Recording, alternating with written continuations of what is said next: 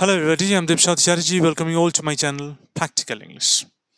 You must be thinking that this video is going to be altogether a different kettle of fish. Well, a different kettle of fish is an idiom meaning a completely different kind of a person or a thing from the one previously mentioned and described or developed. अब ये क्या है और किस लिए है? चलिए पहले इस बात का स्पष्टीकरण कर लेते हैं। उदाहरण के तौर पर ले लीजिए कि आप एक विषय का अध्ययन कर रहे हैं और उस विषय के अंदर एक व्यक्ति एवं एक वस्तु का उल्लेख है और लेखक ने तो बहुत ही रोचक, बहुत ही दिलचस्प, बहुत ही कारगर, बहुत ही परिणाम सिद्धकारी, बहुत ही उत्तम एवं अनुभवी ढंग से उनका वर्णन कर चुके हैं। अब पहले वाला भाग का अध्ययन करने के बाद आप दूसरे वाले भाग में आ पहुंचे हैं और अध्ययन के दौरान आप इस बात को लेकर आश्चर्यचकित हो रहे हैं। हालांकि लेखक ने यहाँ भी बहुत ही उत्तम एवं अनुभवी ढंग से इस व्यक्ति एवं वस्तु का उल्लेख एवं वर्णन कर चुके हैं, लेकिन आप आश्चर्यचकित हो रहे हैं इस बात को लेकर कि लेखक ने बहुत ही अद्भुत और भिन्न रूप से इनका वर्णन किया है और आपके सामने उपस्थित किया गया है। और आप जब एक पाठक के दृष्टिकोण से समझने की कोशिश कर रहे हैं तो कोई संजोग, कोई समानता, कोई सादृश्य ढूंढ नहीं पा रहे हैं। अगर आपके अपने जीवन काल में इस तरह का कोई अनुभव रहा है किसी व्यक्ति या किसी वस्तु या परिस्थिति को लेकर जिससे आप पहले गुजर चुके हैं कि बहुत साल बाद मिले और देखा कि वो व्यक्ति तो कोई और था, ये तो कोई और है, वो परिस्थिति में भी बहुत सारे परिवर्तन आ चुके हैं तो कोई सादृश्य, कोई समानता आप ढूंढ नहीं पा रहे हैं। आपका ये जो अनुभव है, और मेरा तो ऐसा मानना है कि बहुत ही रोचक एवं बहुत ही अद्भुत अनुभव है, इसे व्यक्त करने के लिए बहुत ही परिणाम सिद्धकारी एक मुहावदार भाव है जिसे हम इडियोमैटिक एक्सप्रेशन कहते हैं। आप बेझिझक होकर और बहुत ही आत्मविश्वास के साथ इसका उपयोग कर सकते हैं और वो है a different kettle of fish, a different kettle of fish, है ना। चलिए अब कंटेंट में जाने से पहले मैं बहुत ही ज़्यादा बकबक करने वाला हूँ क्योंकि ये आपके लिए, मेरा ऐसा मानना है, आपके लिए हितकारी सिद्ध प्रमाणित होगा और आपको ध्यानपूर्वक सब कुछ देखना पड़ेगा। I want you all to pay your undivided attention to the video and to what I'm saying. But much before that, make sure you are not going to get vanished midway through the video. अब video देखते देखते आधे देखकर अदृश्य मत हो जाना। Make sure we watching the video till the end, क्योंकि ये ज़रूरी भी है। और मैं एक विषय पर, बहुत एक महत्वपूर्ण विषय पर आपका ध्यान आकर्षित करने की कोशिश कर रहा हूँ और पूर्ववर्ती जो वीडियो था उसमें भी किया था और आने वाले वीडियोस में भी करते रहेंगे।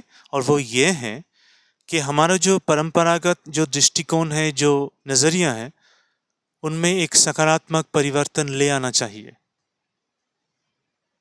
क्योंकि ये बहुत ही महत्वपूर्ण एक विषय है, बहुत ही ज़रूरी है और आपके लिए हितकारी सिद्ध प्रमाणित हो सकते हैं अगर आप अच्छी तरीके से पूरे ध्यान के साथ इस पर काम करते हैं, इसको लक्ष्य बनाकर चलना प्रारंभ करते हैं। तो बहुत ही आत्मविश्वास के साथ मैं अब कह रहा हूँ कि ये आपके लिए बहुत ही हितकारी सिद्ध होने वाले हैं। और वो क्या है, चलिए उसे जानते हैं।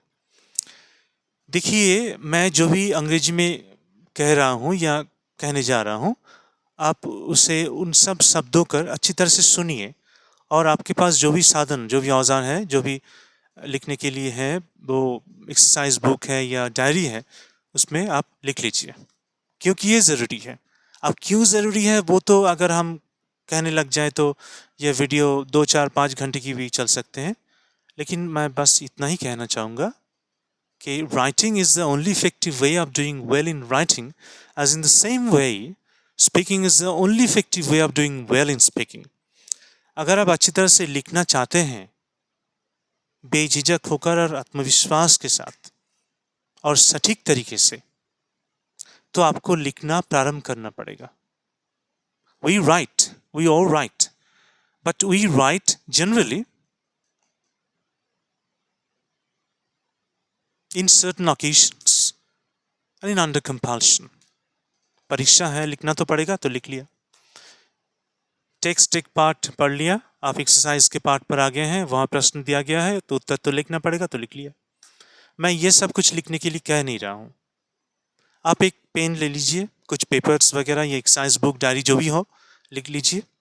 आप उस पर लिखना शुरू कर दीजिए कि किसी विशेष अगर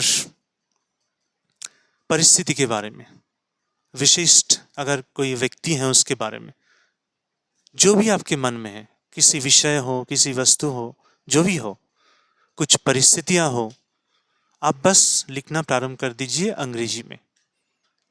और मैं बहुत ही आत्मविश्वास के साथ कह रहा हूँ कि आपको ये समझने में बहुत सारे देर नहीं होंगे कि कितना कठिन काम है ये लिखना, क्योंकि हमने अभी तक इस तरह से सोचा नहीं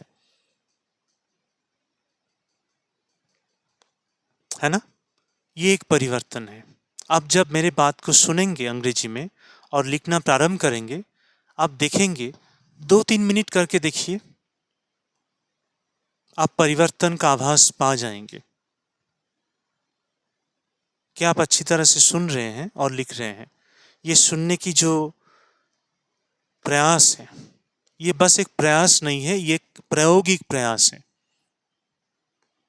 क्योंकि ये हितकारी है आपके लिए। और आप देखेंगे कि आप इतना ध्यान दे चुके हैं इस विषय पर, आप सुनने की कोशिश कर रहे हैं बहुत ही अच्छी तरह से और लिख रहे हैं। ये बहुत ही ज़रूरी है। तो चलिए, जो भी मैंने हिंदी में कहा उसे थोड़ा बहुत अंग्रेजी में भी सुन लेते हैं। और and I want you all in this case to put the words that I'm going to use in constructing sentences in English down either in your exercise book or in your diary. जो भी है आपके पास, आप लिखना प्रारंभ कीजिए और देखिए, मैंने जो भी कहा है कि 2-3 मिनट के लिए शुरू कर दीजिए।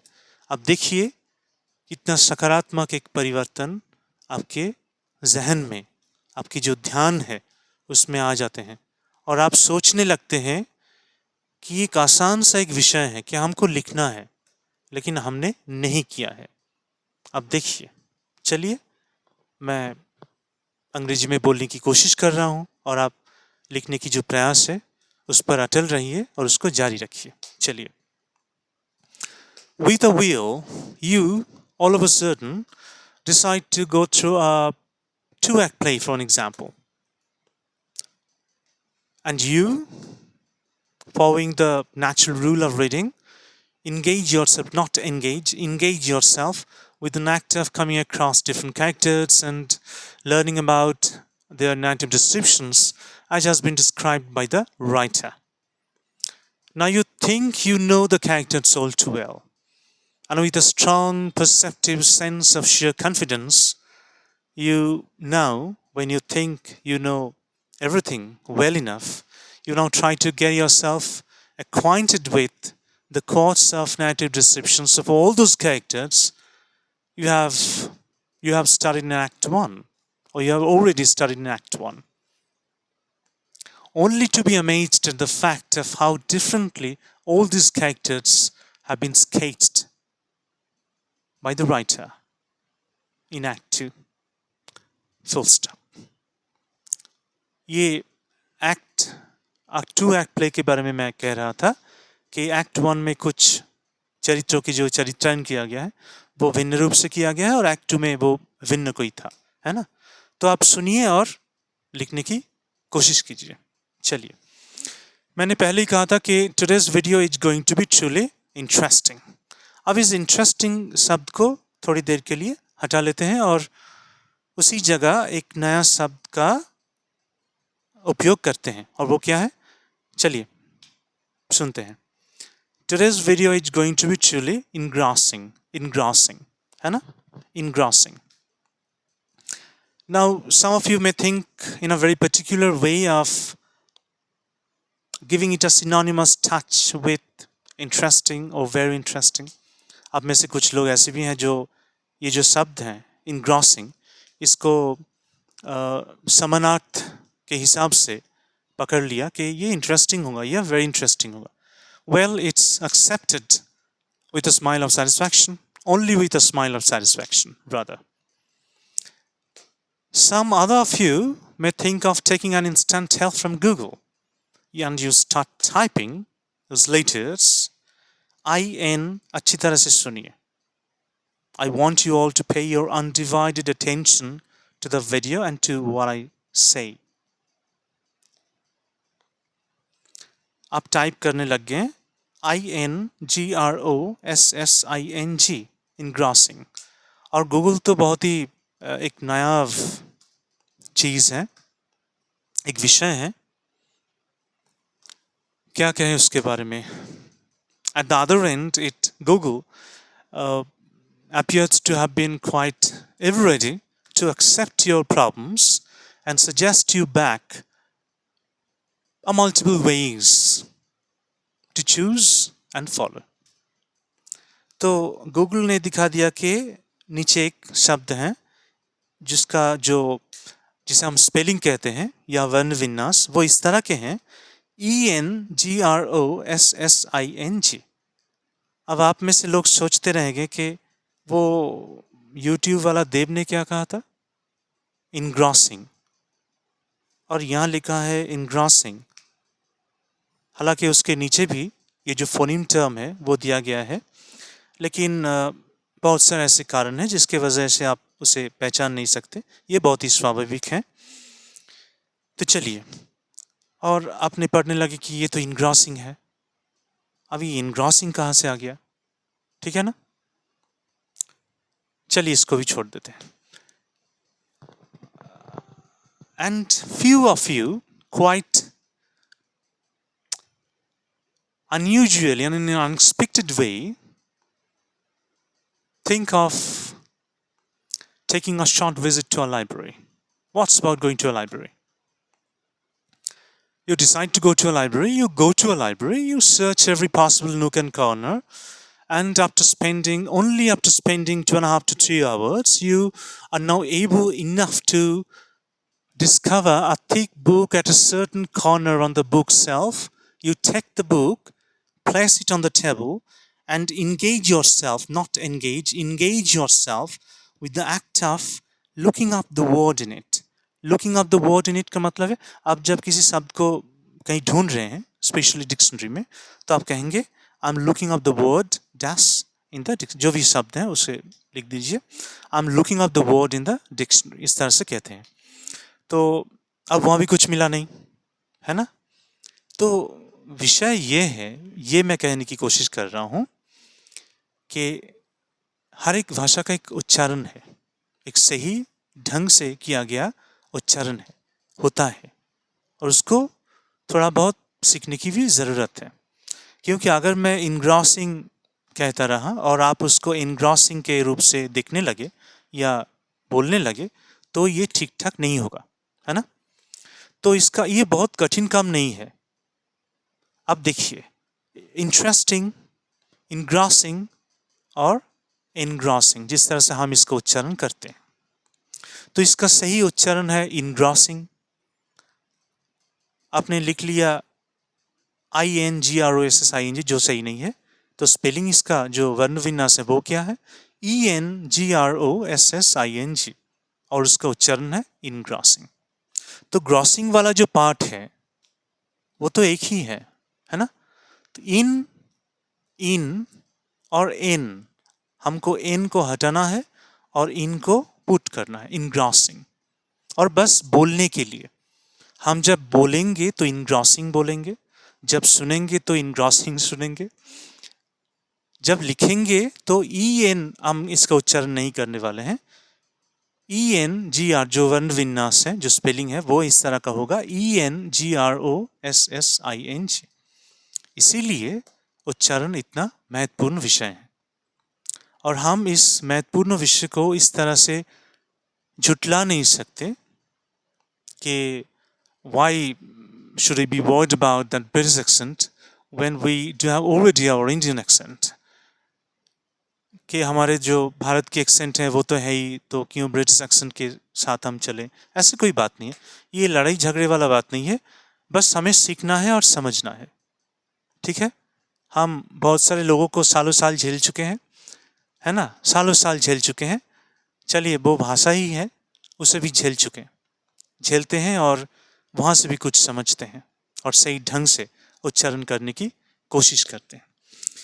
चलिए, अगर आप समझते हैं कि ये वीडियो पूरा का पूरा नया वीडियो है तो आप you are not all together wrong, but you are not all together right either if you think that this video has nothing to do with the previous video, and that was quite fortunately enough was my first video in Hindi. वो हिंदी में मेरा पहला video था, तो उससे अगर कोई संजोग नहीं है, आप ऐसा मानते हैं, तो ये ठीक ठाक नहीं है, ठीक है, लेकिन बहुत कुछ नया होने वाला है, आप बस अपना ध्यान गड़ा के रखिए।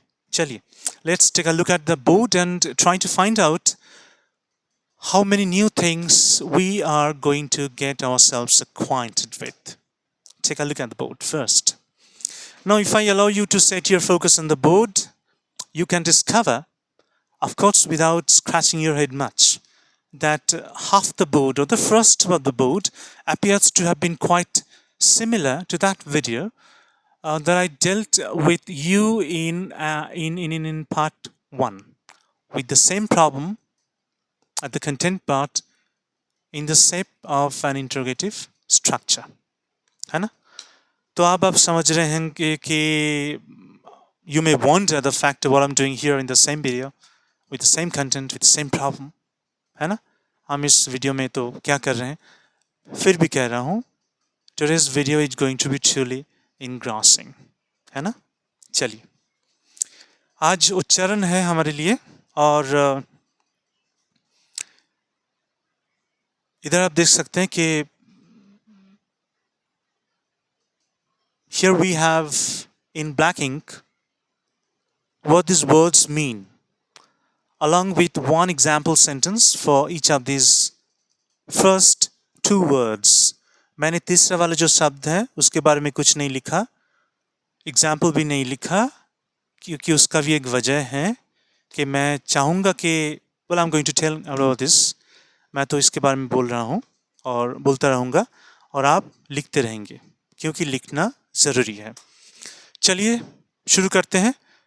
जो प्रॉब्लम है ये कोई do not try to consider this structural form just as an interrogative structure, but try to consider it a problem, a genuine problem that we all need to take care of and need to work on it.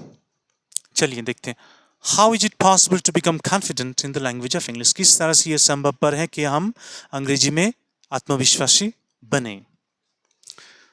तो बहुत सारे शब्द ऐसे हैं जो पूर्ववर्ती video से लिया गया है, and I dealt with 8 irrefutable. Irrefutable means undeniable, indisputable words. They were very important words.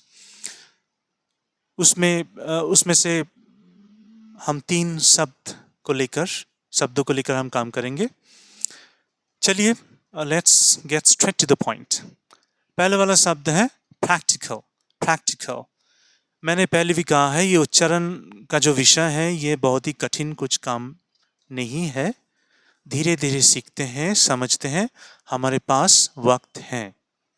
Just we need to know how to make the best use of the time we have now. किस तरह से हमारे पास जो वक्त है उसको काम पे लगाया जाए, है ना? चलिए, प्रैक्टिकल। प्रैक्टिकल, अब कुछ महत्वपूर्ण विषय कि सी का उच्चारण के तरह होता है ना? अब बहुत सारे विषय ऐसे भी हैं जहाँ सी एस की तरह उच्चारित होते हैं, जैसे कि सिटी, है ना? सिटी, तो उसका उच्चारण कीटी नहीं होता है, सिटी होता है, एस। चलिए, उसके बारे में भी हम किसी वीडियो में चर्चा करेंगे। तो practical, practical, the final sound that the letter RL produces here comes immediately after the sound that the letter before the final letter K produces. अब K का जो साउंड है उसके immediate after, उसके बाद ही L जो फाइनल साउंड प्रोड्यूस कर रहे हैं वो आ रहे हैं। तो ये जो ख्याल, ख्याल हम जो टान खींच कर इसे बड़ा कर रहे हैं, ख्याल, प्रैक्टिकल, ख्याल, ये ख्याल नहीं है, practical, practical. Repeat after me, practical, practical. उपयोगी, वास्तविक, सक्रिय, यथार्थवादी। ठीक है? Let's take a look at what the word practical means. Connected with, it's not connected, connected with real situations rather than with ideas. Ideas or theories. Theories means principles on which a subject is based. जिसके ऊपर कोई विषय जो है वो आधारित होता है, उसका रचना किया जाता है, वो सब नियम नीति वो सब जो भी है. तो connected with real situations rather than with ideas or theories. जो भी नियम है, कानून है, जो भी धारणाएं हैं, उसके ऊपर ये निर्भर नहीं करता है, इसके साथ ये संयुक्त नहीं है, बल्कि ये जो रियल सिचुएशंस है, ये जो वास्तविक परिस्थिति है, इसके साथ जुड़ा हुआ है या संयुक्तकृत है. कौन सा शब्द? practical. Let's take a look at the example sentence now. Practical experiences are sometimes different from the theories of life. जीवन के ऊपर आधारित बहुत सारे ऐसे theories हैं जो हमारी जो वास्तविक अनुभव है वो एक तरह से नहीं चलते, उसमें बहुत सारे भिन्नता है ना? कि जो जीवन के ऊपर जो नियम नीति का आधार है, जो विषय है, थियरीज है, वो कुछ और ही ढंग से रंग से चल रहा है, और हमारी जो वास्तविक परिस्थिति है वो कुछ अलग से रंग और ढंग से चल रहा है. तो कोई मेल नहीं है. समटाइम्स कभी कभी. चलिए, let's take a look at the second word on the list. Relevant नहीं, ये इसका सही उच्चारण नहीं है. Let's take a look at what its correct pronunciation going to be. चलिए देखते हैं. relevant. Repeat up to me. relevant. अब इसका उच्चारण किस तरह से कर रहे हैं? चलिए, I'm going to write up a few phoneme terms on the board and I want you all to pay your careful attention to it. चलिए देखते हैं. हम इसको उच्चारण करते हैं E. There are 26 letters in English alphabet. हम तो जानते हैं वो. And these 26 letters produce 44 sounds. 24 consonant sounds, 20 vowel sounds along with 8 diphthongs. उसके बारे में किसी एक वीडियो में हम वार्तालाप करेंगे. हमारी जो चर्चा है वो जारी रखेंगे. फिलहाल इसको हम देखते हैं. इसको ई कहते हैं. इसका उच्चारण हम जो ध्वनि निकलता है वो ई. अब इस ध्वनि को इस शब्द के अंदर पुट करते हैं, है ना?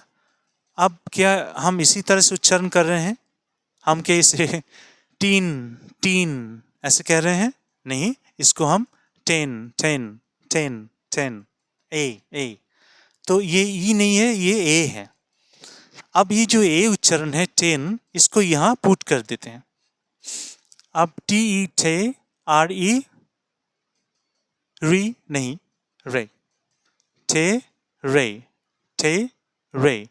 relevant. इसका उच्चारण हमने पहले भी दिखा है कि again above. इसका जो अ की भाव है. तो relevant. ठीक है? Repeat after me. relevant. ये जो स्ट्रेस्ड मार्क है, इसके बाद का जो भी लिखा है फोनीम टर्म्स के आकार में, उसको आपको एक ऊंचे स्वर में शुरू से अंत तक आपको बोलना पड़ेगा. प्रैक्टिकल. किसके ऊपर ज्यादा जोर, किसी के ऊपर कम जोर, ऐसा नहीं है. ओके? चलिए, इसका अर्थ क्या है? प्रासंगिक या संगत, जो विषय से युक्त है ना? चलिए, now take a look at what the word relevant means. Closely connected with the situation you are thinking about, or the topic you are discussing. जिस विषय के ऊपर आप आलोचना कर रहे हैं या चर्चा कर रहे हैं या वार्तालाप कर रहे हैं किसी दूसरों से. Closely connected with the situation you are thinking of, और या एक विषय है, परिस्थिति है जिसको लेकर आप चिंता कर रहे हैं या चिंतित हैं। ये चिंतन करने का एक प्रक्रिया है ना? तो और वो संयुक्त कृत हैं या युक्त हैं, क्लोजली कनेक्टेड, युक्त हैं उस परिस्थिति से जिसके बारे में आप सोच रहे हैं। चलिए, let's take a look at the example sentence for the word relevant.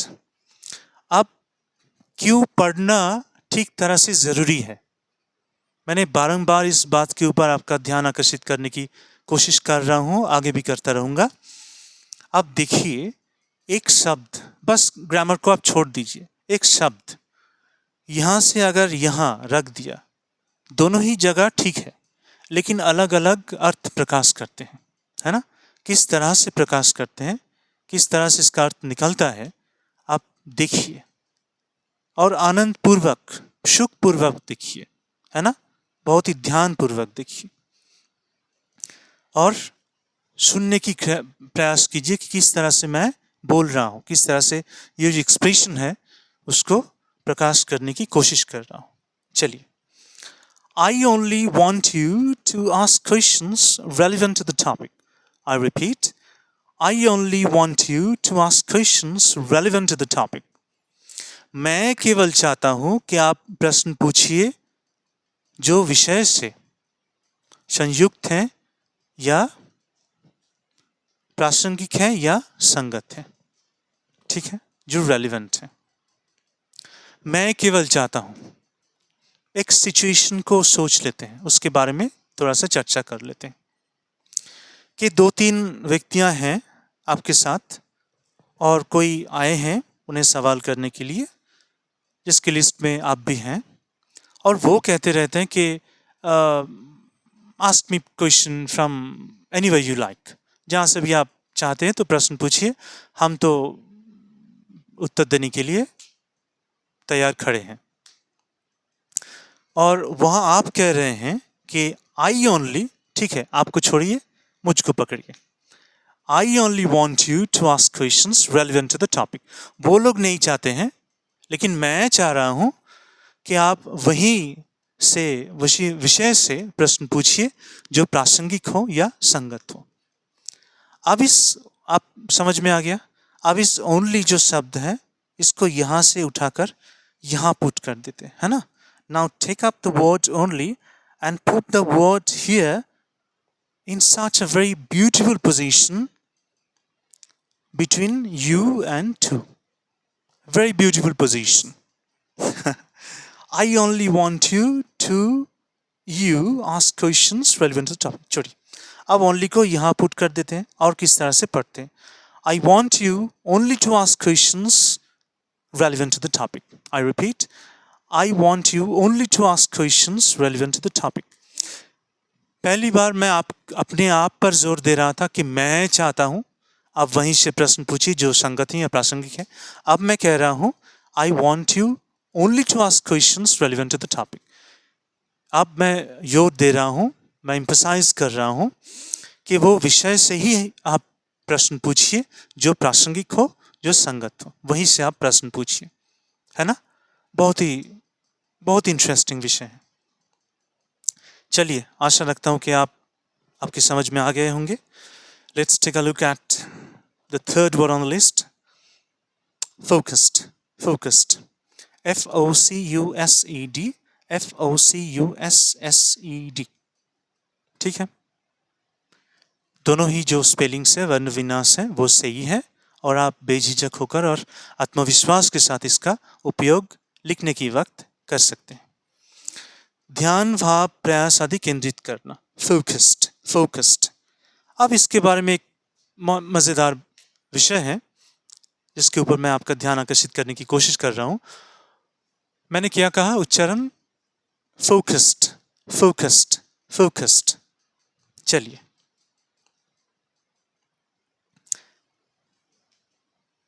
ED युक्त है आखिर में या अंत में, focused, focused.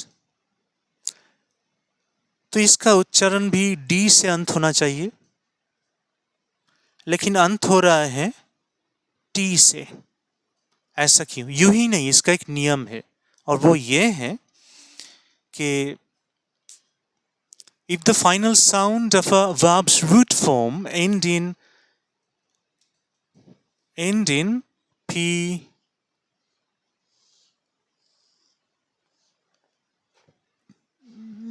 f,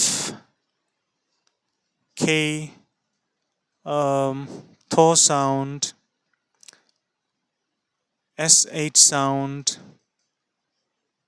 th sound या s sound, अगर ऐसा कुछ है शब्द के अंत में जो verbs root form है, तो past और past tense marker ed और d is pronounced t। देखिए, focus, हालांकि ये तो adjective form में है, adjective, चलिए लिख लेते हैं FOCUS, ठीक है। तो ये verb भी है और ये noun भी है, तो ये है root word focus, जिसका फाइनल साउंड है S, ठीक है। इस तरह के अगर कोई शब्द है, अगर इस तरह का कोई शब्द है जिसका वर्ण विन्यास इस तरह से किया गया है, थैंक, THANK, इस शब्द का इस जो वर्ब का जो रूट फॉर्म है, इसका जो फाइनल साउंड है वो है के। अगर इस तरह के शब्द हैं, आप देख सकते हैं एस, आप देख सकते हैं के, है ना, बहुत सारे ऐसे शब्द हैं। अगर इसका पास्ट और पास्ट पार्टिसिपल जो फॉर्म है वो उसका मार्कर डी या ईडी से अंत होता है, हालांकि यहाँ तो ईडी से अंत हो रहा है, ऐसे केसेस में इसका जो उच्चारण है वो टी से अंत होगा, जो फाइनल साउंड है ना। बहुत ही आसान विषय है। के, S, P, F, thaw sound. अब ये थॉ साउंड क्या है, चलिए दो एक साउंड के बारे में देख लेते हैं। ये THIS और THIN।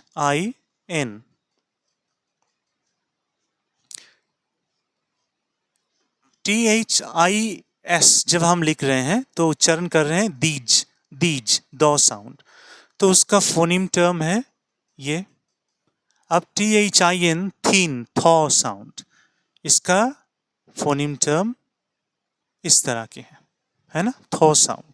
तो इस तरह का अगर कोई शब्द हो जिसका अंत डी या ईडी से हो, तो उसका जो फाइनल साउंड है वो टी से उसका अंत होगा, टी होगा।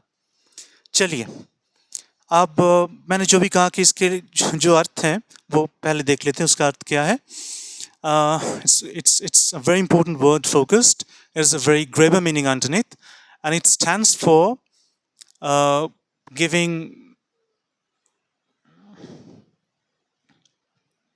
attention to one particular person or thing or even a situation that you consider important and that has some relevance to you. एक विशेष व्यक्ति पर, वस्तु पर या परिस्थिति पर अपना जो ध्यान है वो केंद्रित करना है, जो आपके हिसाब से बहुत ही महत्वपूर्ण है और जिसका एक सकारात्मक प्रासंगिकता है या जो आपके हिसाब से संगत हो, है ना, ऐसा कोई। As you can see here, there is no much room on the board to write even a single word up on it. I'm going to give you a two-word sentence, and I want you to write it down in your exercise book or in your diary, and that is stay focused. Stay focused. Write it down in your exercise book or in your diary. Stay focused, है ना, ये adjective form में है। Stay focused का मतलब है stay you focused, तो adjective के हिसाब से ये काम कर रहे हैं, फोकस्ड। चलिए, अब एक हाँ हाँ ठीक है, इसको देख लेते हैं। इसका जो ओ उच्चारण है इसके ऊपर हम थोड़ा सा चर्चा कर लेते हैं। ये उल्टा ई और ये यू का जो फोनिम टर्म एक साथ आते हैं वो उसका उच्चारण है इस तरह के गो गो, लेकिन इसका ओ का जो साउंड है वो शॉर्ट टेस्ट साउंड है, ओ गो। आप बहुत सारे अगर आप अंग्रेजी सिनेमास देख रहे होंगे तो वहाँ आप सुन रहे होंगे यू गो गो गो, ओ का जो पार्ट है वो बहुत ही तेज और बहुत ही लंबा होते जा रहे हैं। गो वो अमेरिकन इंग्लिश में अवेलेबल है और उसका फोनिम टर्म इस तरह के हैं, एक ही शब्द गो गो, American English go, British English.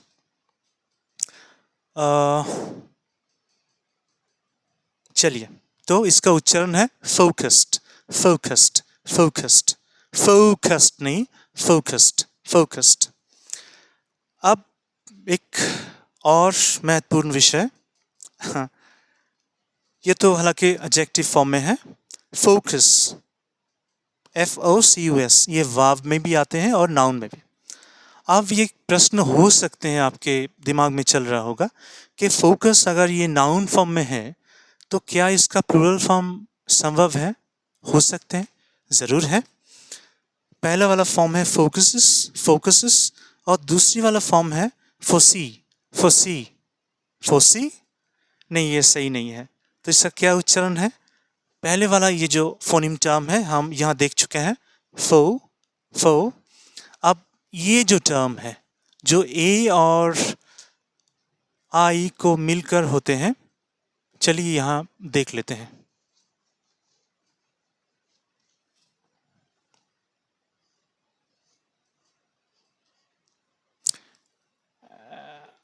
And put this sound I into a word that spells M-Y. So this phoneme term actually represents the sound that Y produces in a word like my. अब अगर इस Y को इस शब्द के अंदर डाल देंगे YES, तो इसका उच्चारण क्या हो रहा है? Yes yes. तो इस शब्द में हमें डालना नहीं है। We are going to put the sound I into a word that spells M-Y. My, my, I. Okay, I. Now put this I sound here at the end of this word. And take a look at what the particular sound it produces. Foresee? Nahi, foresee nahi. For sigh, for sigh, for sigh. Repeat after me. For sigh. है ना? तो आज के लिए इतना ही। That's all for this video. मेरा ऐसा मानना है कि आज का वीडियो बहुत ही अच्छा रहा होगा आपके लिए, बहुत ही हितकारी, सिद्ध, प्रमाणित हो रहा होगा और ऐसे बहुत सारे परिवर्तन ले आने की ज़रूरत है। आप इस वीडियो के साथ, इस चैनल के साथ जुड़े रहिए और please do not forget to subscribe to my channel and press the bell icon next to it so that you can get notifications of all those videos that I'm going to download on YouTube only for you. Thank you very much for watching.